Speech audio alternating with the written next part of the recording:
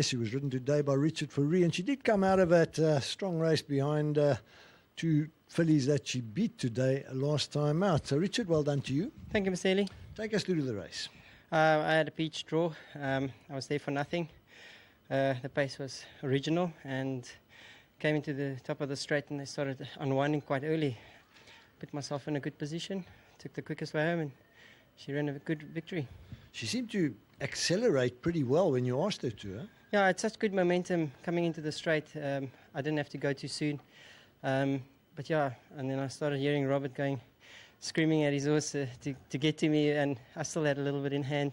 They both ran top races, and Jono's been telling us this filly is looking for further, and I'm keeping on thinking that she's looking for 1400s rather, but always proven wrong. That's why Jono's the boss. The big man, he puts them where they need to be, and they're just doing such a phenomenal job. They're the best. Well, it was a lovely ride from you. Well done. We've got a trophy for you for winning the Winter Oaks. Yeah, and then also a special thank you to the owners, and yeah, it's just a lovely day. Certainly is. Well done. Jono Snaith's coming across this time.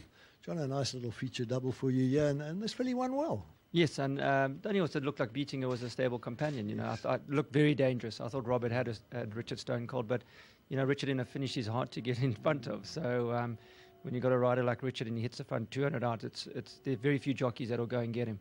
I think also the extra suited this filly.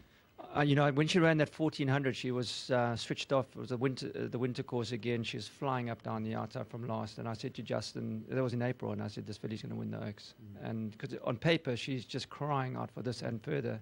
And as you see, the Duke of Marmalades, they're not 2-year-olds, so they had a bit of a slow start, but they're coming to hand and in a big way. So if you watch this stallion over ground, he's going to have his winners. And this filly is a filly with scope.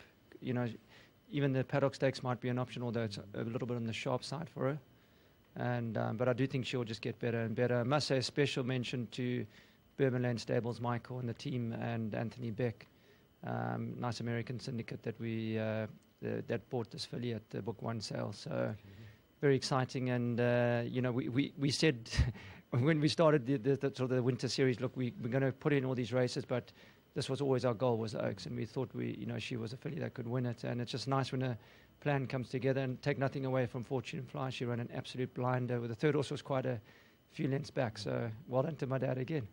Okay, now it would be mid-morning for them over there. Are they aware of what's happened? They're very much, they're very active, and they're keeping a good tab on what's going on with the filly. So we'll send them a WhatsApp now with a few pictures and videos. So it's very nice to have them, and hopefully this filly will go on from here. So hopefully this is, she's got the bold black type, and we'll continue.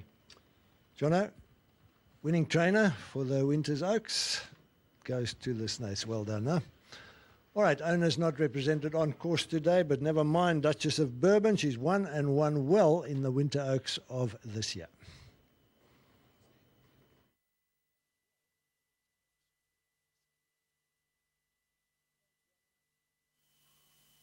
Set now. Winter Oaks. Gates are back. Off and racing. A reasonable beginning for All Star Fighter is just tucking in behind runners at the back of the field. Helen's Ideal landed running. She's pushing forward early. Wallace Simpson going up on the far side to pass that one. Jenay Sequoia is also on the move around runners to go up and get a better position. Coral Bay has also now decided the pace is too slow, and that one's pushing forward to go up and look for the lead. Back along the inside, Duchess of Bourbon is settling about 3 or 4 lengths off the speed. They followed by Heaven's Embrace, who races a neck back on the outside of that one. Further back,